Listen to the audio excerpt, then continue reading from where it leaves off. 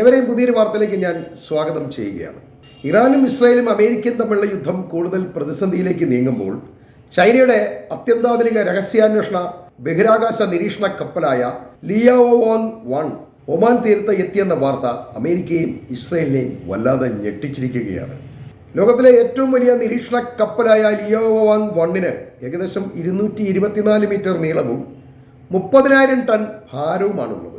ഏറ്റവും അത്യന്താധുനിക റഡാറുകൾക്കും സെൻസറുകൾക്കും ഒരേ സമയം 1000-ലധികം വ്യോമലക്ഷ്യങ്ങളെ നിരീക്ഷിക്കാനും മിസൈൽ വിക്ഷേപണങ്ങൾ ട്രാക്ക് ചെയ്യാനും സാധിക്കും എന്നുള്ളതാണ് ഇതിന്റെ പ്രത്യേകത. ഇതോടെ ഇറാനിലേക്ക് ഇസ്രയേലോ അമേരിക്കയോ അയക്കുന്ന ഏത് മിസൈലുകളെയും നിരീക്ഷിക്കാനും അക്കാര്യം ഇറാനെ വിവരമറിയിക്കാനും ചൈനയ്ക്ക് കഴിയും എന്നുള്ളതാണ് ഇതിന്റെ പ്രത്യേകത. കൂടാതെ ശത്രു രാജ്യങ്ങളുടെ ആശയവിനിമയങ്ങൾ ചോർത്താനും ഇലക്ട്രോണിക് സിഗ്നലുകൾ ശേഖരിക്കാനും ഈ കപ്പലിന് പ്രത്യേകം ശേഷിയുണ്ട്. ഒമാനിൽ എത്തിയിട്ടുള്ള ഈ കപ്പലിന് മേഖലയിൽ ഇപ്പോൾ വിന്യസിച്ചിട്ടുള്ള അമേരിക്കൻ യുദ്ധക്കപ്പലുകളെയും വിമാനങ്ങളെയും നിരീക്ഷിക്കുക എന്നതാണ് പ്രധാന ദൗത്യമെന്നാണ് അമേരിക്ക വിശ്വസിക്കുന്നത്. ഇതിലൂടെ ഇസ്രയേലിന്റെയും അമേരിക്കയുടെയും യുദ്ധവിമാനങ്ങളുടെയും പൈലറ്റുകളുടെയും സുരക്ഷ ഏതാണ്ട് അവതാളത്തിലായ മട്ടാണ്.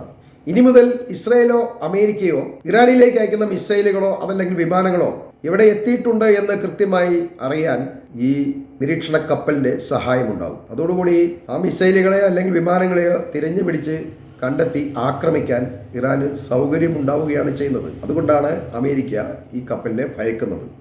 ഈ കപ്പലിൽ എത്തുന്നതിന് മുൻപ് തന്നെ ടെഹ്റാനിൽ US നടത്തിയ വ്യോമാക്രമണം പരാജയപ്പെട്ടുവെന്നും 173 അമേരിക്കൻ സൈനികരെയും ഡെൽറ്റ ഫോഴ്സ് എന്നറിയപ്പെടുന്ന US സൈന്യത്തിന്റെ എലൈറ്റ് യൂണിറ്റിലെ ഉദ്യോഗസ്ഥരെയും പിടികൂടിയെന്നും ഇറാനിയൻ ഉദ്യോഗസ്ഥർ ഇപ്പോൾ ഔദ്യോഗികമായി സ്ഥിരീകരിച്ചിരിക്കുകയാണ്. ഇറാന്റെ national security council secretary Ali ലാരിജാനിയാണ് ഇക്കാര്യം പുറം ലോകത്തെ അറിയിച്ചിരിക്കുന്നത്. അതുകൂടാതെ അമേരിക്കയുടെ മറ്റൊരു കപ്പൽ കൂടി പിടിച്ചെടുത്ത് ഒരു സ്ത്രീ ഉൾപ്പെടെ 10 US സൈനികരെ ഇറാൻ അറസ്റ്റ് ചെയ്ത് ഫാഴ്സി ദ്വീപിലെ ഒരു ഇറാനിയൻ ബേസിൽ തടവിലാക്കിയിട്ടുമുണ്ട്. അമേരിക്കയ്ക്ക് പൊതുവെ ഇപ്പോൾ വൻ പരാജയമാണ് സംഭവിച്ചുകൊണ്ടിരിക്കുന്നത്. ഇത് ഓരോരോ കാര്യങ്ങൾ പുറത്ത് വന്നുകൊണ്ടിരിക്കുകയാണ്.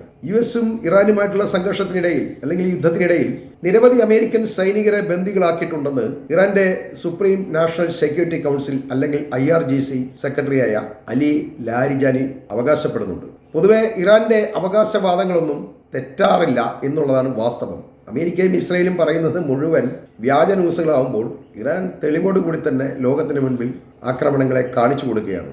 അതാണ് ഇന്ന് ഇറാൻ മുന്നേറുന്നുണ്ട് എന്ന് എല്ലാവരും വിശ്വസിക്കുന്നതിന് കാരണമാകുന്നത്. 100 കണക്കിന് അമേരിക്കൻ സൈനികർ ഇറാനിയൻ ആക്രമണത്തിൽ കൊല്ലപ്പെട്ടുവെന്ന് ഇറാൻ ഇതിനു മുൻപ് പറഞ്ഞപ്പോൾ അമേരിക്ക അത് നിഷേധിക്കുകയാണ് ഉണ്ടായത്. അതുകൊണ്ട് ഇത്തവണ 173 സൈനികരെ പിടികൂടിയ ചിത്രങ്ങൾ സഹിതമാണ് ഇറാൻ പ്രചരിപ്പിച്ചിരിക്കുന്നത്. അതോടൊപ്പം തന്നെ അമേരിക്കയ്ക്ക് അടിയാകുന്ന മറ്റൊരു സംഗതി കൂടിയാണ് ഇപ്പോൾ വന്നിരിക്കുന്നത്. ആഗോളതലത്തിൽ അമേരിക്കയും ഇസ്രയേലും ഒറ്റപ്പെടുന്ന പുതിയ സാഹചര്യമാണ് ഇറാൻ ഇപ്പോൾ സൃഷ്ടിച്ചിട്ടുള്ളത്. യുദ്ധം കേവലം ആക്രമണം എന്നതിലുപരി അമേരിക്കയുടെയും ഇസ്രയേലിന്റെയും മുഴുവൻ ചിറകുകളും അരിഞ്ഞു വീഴ്ത്തിയിട്ടാവണം അവരെ നശിപ്പിക്കുക എന്ന ഒരു തീരുമാനവുമായി ഇറാൻ പുതിയൊരു ഓഫറാണ് യൂറോപ്യൻ, ഏഷ്യൻ, അറബ് രാജ്യങ്ങളുടെ മുന്നിൽ ഇപ്പോൾ വെച്ചിട്ടുള്ളത്. ഇതിലൂടെ വരും ദിവസങ്ങളിൽ അമേരിക്കയെ സൗഹൃദ രാഷ്ട്രങ്ങൾ തള്ളുമോ അതോ കൊള്ളുമോ എന്ന ചോദ്യമാണ് ഉയർത്തുന്നത്. ഇറാന്റെ പുതിയ ഓഫർ അറബ് അല്ലെങ്കിൽ യൂറോപ്യൻ രാജ്യങ്ങൾ അമേരിക്കയുടെയും ഇസ്രയേലിന്റെയും അംബാസഡർമാരെ അവരവരുടെ രാജ്യത്ത് നിന്ന് പുറത്താക്കിയാൽ ആ രാജ്യങ്ങളിലെ കപ്പലുകൾക്ക് ഹോർമുസ് കടലിലൂടെ തടസ്സമില്ലാതെ കടന്നു പോകാനുള്ള അനുവാദം നൽകും എന്നതാണ്. ഹോർമുസ് കടലിടുക്ക് അടച്ചതോടെ എണ്ണവില വർദ്ധിക്കുകയും ബിസിനസ്സുകൾ ഒന്നും മുന്നോട്ട് നീങ്ങാതെ സാമ്പത്തിക ഞെരുക്കം അനുഭവപ്പെടുകയും ചെയ്യുന്ന രാജ്യങ്ങൾക്ക് ഈ ഓഫർ ഒരു പുതിയ ഉണർവാണ് നൽകുന്നത്. ഇങ്ങനെ അമേരിക്കൻ എംബസിയിലുള്ളവരെ പുറത്താക്കുന്നതിലൂടെ അല്ലെങ്കിൽ അമേരിക്കൻ എംബസിയെ തള്ളിക്കളയുന്നതിലൂടെ ഇതിൻ്റെ മുഴുവൻ ഭവിഷ്യത്തുകളും പഠിച്ചിട്ട് തീരുമാനത്തിലെത്താവുന്ന നിലപാടുകൾ പല രാജ്യങ്ങൾക്കുമുണ്ട്. അവർ എടുത്തിയാടിയൊന്നും ചെയ്യില്ല കേട്ടോ. ഇതിനെക്കുറിച്ച് അവർ വ്യക്തമായി മനസ്സിലാക്കിയതിന് ശേഷം മിക്കവാറും അമേരിക്കൻ എംബസി തൽക്കാലത്തേക്ക് ഞങ്ങളുടെ രാജ്യത്തു നിന്നും ഉദ്യോഗസ്ഥന്മാരെ പിൻവലിക്കണം എന്ന് ആവശ്യപ്പെട്ടേക്കാം. യുദ്ധം കൊടുമ്പിരിക്കൊള്ളുകയും ലോകത്തിലെ വ്യാപാര ചരക്ക് കപ്പലുകളുടെ ഏതാണ്ട് 30% കടന്നു പോകുന്ന ഹോർമുസ് കടലിടുക്കിൽ 100 കണക്കിന് ചരക്ക് കപ്പലുകളാണ് ചരക്കുമായി ഇപ്പോൾ കെട്ടിക്കിടപ്പുള്ളത്. ഇത് കാരണം ലോകത്ത് ഏതാണ്ട് ഒരു ഒട്ടുമിക്ക രാജ്യങ്ങളും സാമ്പത്തിക ഞെരുക്കത്തിലേക്ക് വീഴും എന്നൊരു ഭയം ഉള്ളവരാണ്. അതുപോലെ തന്നെ ട്രംപ് പറയുന്നത് ഇറാനും അമേരിക്കയും ഇസ്രായേലും ഒക്കെ ആയിട്ടുള്ള യുദ്ധം ഉടൻ അവസാനിപ്പിക്കുമെന്നും ഹോർമുസ് കടലിടുക്കിൽ ഇപ്പോൾ വന്നിട്ടുള്ള പ്രതിസന്ധി തടയാൻ വേണ്ടി, അതായത് ഈ എണ്ണക്കപ്പലുകളെയും ചരക്ക് കപ്പലുകളെയും തടഞ്ഞു വെച്ചിരിക്കുന്ന ഇതിനെ റിലീസ് ചെയ്യാൻ വേണ്ടി അല്ലെങ്കിൽ ഹോർമുസ് കടലിടുക്ക് തുറന്നു കൊടുക്കാൻ വേണ്ടി അമേരിക്ക ഇറാനെ കൂടുതൽ ആക്രമിക്കാൻ തയ്യാറാകും എന്ന ഒരു മുന്നറിയിപ്പാണ്. ട്രംപിൻ്റെ ഈ മുന്നറിയിപ്പ് വന്നതിന് തൊട്ട് പിന്നാലെ ഇറാന്റെ ഭാഗത്തു നിന്നും ഇതിന് മറുപടി ഉണ്ടായി.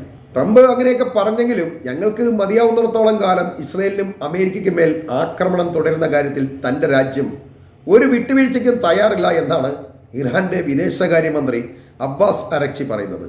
ഞങ്ങൾ അമേരിക്കയുമായി ഇനി ഒരു ചർച്ചയ്ക്കും തയ്യാറില്ല എന്നാണ് അവർ പറയുന്നത്.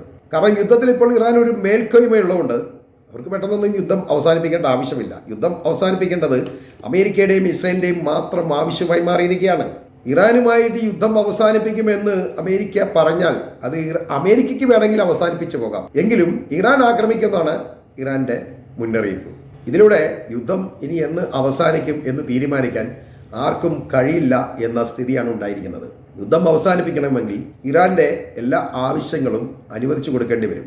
അവരുടെ ഉപരോധങ്ങൾ നീക്കുകയും അവർക്ക് യുറേനിയം സമ്പുഷ്ടീകരിക്കാനുള്ള അല്ലെങ്കിൽ ആണവായുധം ഉണ്ടാക്കാനുള്ള സൗകര്യം ഉണ്ടാക്കുകയും അതുപോലെ തന്നെ ബാലിസ്റ്റിക് മിസൈലുകൾ ഉണ്ടാക്കാനുള്ള അനുമതി കൊടുക്കുകയൊക്കെ ചെയ്തു കഴിഞ്ഞാൽ ഇറാൻ ശാന്തമാകും. അവർക്ക് ലോകരാഷ്ട്രങ്ങൾക്കൊപ്പം നിൽക്കാനും കഴിയും. ഇത് അവരെ മാത്രം അടിച്ചൊതുക്കി അമേരിക്കയുടെ താളത്തിൽ നിൽക്കാൻ ഇറാൻ ഇനി തയ്യാറാവില്ല എന്നുള്ളതാണ് വാസ്തവം. ഇറാൻ ഒരു വിധത്തിലും വഴങ്ങാതെ വരികയും യുദ്ധം കൂടുതൽ രൂക്ഷമാകുകയും ചെയ്യുന്നതോടെ ട്രംപും നെതന്യാഹുമായി കടുത്ത ഭിന്നതയും അഭിപ്രായ വ്യത്യാസം ഉണ്ടായതായി ടൈംസ് ഓഫ് ഇസ്രയേൽ റിപ്പോർട്ട് ചെയ്യുന്നുണ്ട്. ഈ ടൈംസ് ഓഫ് ഇസ്രയേൽ എന്ന് പറയുന്നത് ഇസ്രയേലിൻ്റെ പത്രമാണ് കേട്ടോ.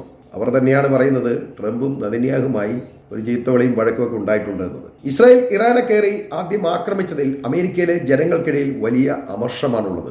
നെതന്യാഹു ആണ് അമേരിക്ക കൂടി ഈ യുദ്ധത്തിലേക്ക് വലിച്ചിറക്കിയത് എന്ന ട്രംപിൻ്റെ വാദത്തെ എതിർക്കാൻ നെതന്യാഹു ശ്രമിച്ചതാണ് ഇവർ തമ്മിൽ ഉരസലിന് കാരണമായത് എന്ന് കരുതി ഇവന്മാർ തമ്മിൽ തല്ലിപ്പിരിയും എന്നാരും കരുതേണ്ടതില്ല. കാരണം അമേരിക്കയ്ക്ക് ലോകം മുഴുവൻ നടന്ന് കൊള്ളയടിക്കണം എന്നുണ്ടെങ്കിൽ നെതന്യാഹുവിനെ പോലെ അല്ലെങ്കിൽ ഇസ്രയേലിനെ പോലെ ഒരു രാഷ്ട്രം എപ്പോഴും കൂടെ ഉണ്ടാവണം. പിന്നെ യുദ്ധത്തിൽ പരാജയം ഉണ്ടാകുമ്പോൾ അങ്ങോട്ടും ഇങ്ങോട്ടും വാക്ക് തുറക്കും വഴക്കൊക്കെ ഉണ്ടാവും, അത് സ്വാഭാവികവും.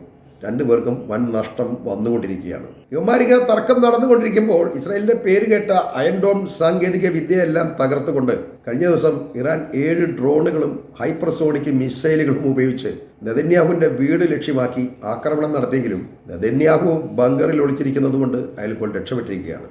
ഈ നെതന്യാഹുവിന്റെ വീടിന് വലിയ സെക്യൂരിറ്റി ഒക്കെ ഉണ്ടായിരുന്നുകൊണ്ട് അവിടെ ഒരുപാട് സൈനികരുള്ളതിനാൽ നിരവധി സൈനികർ കൊല്ലപ്പെട്ടതായിട്ടാണ് റിപ്പോർട്ട്. എന്നാൽ യുദ്ധത്തിൽ പരാജയം മുന്നിൽ കണ്ടിട്ടും ട്രംപിൻ്റെ നാവ് അടങ്ങിയിരിക്കുന്നില്ല എന്നത് ട്രംപിനെ കൂടുതൽ പരിഹാസ്യമാക്കുകയാണ്. ആയത്തുള്ള അലി ഖാംനയ്ക്ക് പകരം അദ്ദേഹത്തിൻ്റെ മകനായ ആയത്തുള്ള മുജ്തബ ഖമേനി ആ സ്ഥാനത്തേക്ക് വന്നത് ട്രംപിന് ഇപ്പോൾ തീരെ ഇഷ്ടപ്പെട്ടിട്ടില്ല എന്നാണ് അയാളുടെ വാക്കുകൾ സൂചിപ്പിക്കുന്നത്. തൻ്റെ അനുവാദമില്ലാതെ പുതിയ ആളെ നിയമിക്കാൻ പാടില്ലെന്നും അതുകൊണ്ട് മുജ്തബ ഖാംനയെയും ഞങ്ങൾ കൊല്ലും എന്നാണ് ട്രംപ് പറയുന്നത്. ഇനി അയാളെ കൂടെ കൊന്നിട്ട് വേണം അമേരിക്ക കൂടുതൽ കുഴപ്പത്തിലേക്ക് ചാടാൻ, ഇസ്രായേൽ ബാക്കിയുള്ളതും കൂടി പൊടിച്ചെടുക്കാൻ. അതുകൊണ്ട് ഇയാൾക്ക് ഈ ബോധമൊന്നുമില്ലാതെ ചുമ്മാ എന്തെങ്കിലുമൊക്കെ വിളിച്ചു പറഞ്ഞുകൊണ്ടിരിക്കുകയാണ്. മറ്റൊരു രാജ്യത്തെ ആഭ്യന്തര കാര്യത്തിൽ ഇടപെടുന്ന ട്രംപിന് എത്ര വകതിരിവുണ്ട് എന്ന് നമ്മൾ ചിന്തിക്കണം. എന്നാൽ ഇറാന്റെ പുതിയ പരമോന്നത നേതാവിന് പൂർണ്ണ പിന്തുണയാണ് റഷ്യൻ പ്രസിഡന്റായ വ്ളാഡിമിർ പുടിൻ പ്രഖ്യാപിച്ചിരിക്കുന്നത്. പുടിന്റെ ഈ പ്രഖ്യാപനത്തോടെ അമേരിക്കയും റഷ്യയും തമ്മിലുള്ള മറ്റൊരു ശീതസമരത്തിന് മിഡിൽ ഈസ്റ്റ് വേദിയാകുമോ എന്ന ആശങ്ക മിഡിൽ ഈസ്റ്റിലെ രാജ്യങ്ങൾക്ക് ഉണ്ടായിട്ടുണ്ട്. ഇവർ തമ്മിൽ ഉടക്കാൻ വേണ്ടി മിഡിൽ ഈസ്റ്റിനെ കണ്ടെത്തി കഴിഞ്ഞാൽ മിഡിൽ ഈസ്റ്റിലെ രാജ്യങ്ങളെല്ലാം തവിട് പൊടിയാകും എന്നുള്ള കാര്യം ഉറപ്പാണ്. ഇനി റഷ്യയും കൂടി മിഡിൽ ഈസ്റ്റിലെ ഒരു ആക്രമണം നടത്തി കഴിഞ്ഞാൽ പിന്നെ ഈ രാജ്യങ്ങളൊന്നും ഉണ്ടാവില്ല എന്നുള്ളതാണ്. യുദ്ധം ആരംഭിച്ച് 2 ആഴ്ച പിന്നിടുമ്പോൾ മിഡിൽ ഈസ്റ്റിൽ മാത്രം ഇറാൻ ഏകദേശം 3000 മിസൈലുകളും ഡ്രോണുകളും വിക്ഷേപിച്ചതായിട്ടാണ് പ്രാദേശിക കണക്കുകൾ സൂചിപ്പിക്കുന്നത്. ഇപ്പോൾ തന്നെ മിഡിൽ ഈസ്റ്റ് രാജ്യങ്ങൾ ഏതാണ്ട് തകർന്നിരിക്കുകയാണ്. അവർ സാമ്പത്തികമായി വളരെ ബുദ്ധിമുട്ടിലാണ്. കാരണം എണ്ണയുടെ കച്ചവടവും നടക്കുന്നില്ല. എന്നാൽ യുദ്ധം എപ്പോൾ അവസാനിക്കുമെന്ന് ആർക്കും പറയാൻ കഴിയാത്തതുകൊണ്ട് എല്ലാവരും വളരെയധികം ബുദ്ധിമുട്ടിലാണ്. എല്ലാ കണ്ണുകളും ഇറാനിലേക്കാണ് നീളുന്നത്. അവർ യുദ്ധം നിർത്താൻ തയ്യാറാവാത്തത് എല്ലാവരും ബുദ്ധിമുട്ടിക്കുന്നുണ്ട് കേട്ടോ. അമേരിക്കയും ഇസ്രായേലും ഏത് നിമിഷവും യുദ്ധം അവസാനിപ്പിക്കാം എന്ന ഒരു നിലപാടുള്ളവരാണ്. കാരണം വലിയ കെടിയിലേക്ക് വന്ന് ചാടിയിട്ടുണ്ട് എന്ന് അവർക്ക് മനസ്സിലായിട്ടുണ്ട്. ഇനി ഇതിൽ നിന്നും ഊരിപ്പോകാനും നാണക്കേടില്ലാതെ തടി രക്ഷപ്പെടുത്താനും ഏതെങ്കിലും രീതിയിൽ ഇറാനെ കൊണ്ട് ഒരു എഗ്രിമെന്റ് ഉണ്ടാക്കി യുദ്ധം നിർത്തുക മാത്രമേ മാർഗമുള്ളൂ. പരാജയമാണെന്ന് ലോകം മനസ്സിലാക്കിയെങ്കിൽ പോലും സ്വന്തം തടി രക്ഷിക്കാൻ അവർക്ക് ഇതല്ലാതെ മറ്റു മാർഗമൊന്നുമില്ല. ചില കുടുക്കുകൾ ഇങ്ങനെയാണ്. ചെന്ന് ചാടിക്കഴിഞ്ഞാൽ ഒരു കാരണവശാലും ഊരാൻ കഴിയില്ല. അത്തരം ഒരു കുടുക്കിലാണ് ഇസ്രായേലും അമേരിക്കയും ഇപ്പോഴുള്ളത്. ഈ വാർത്തകൾ ഞാനിവിടെ അവസാനിപ്പിക്കുകയാണ്.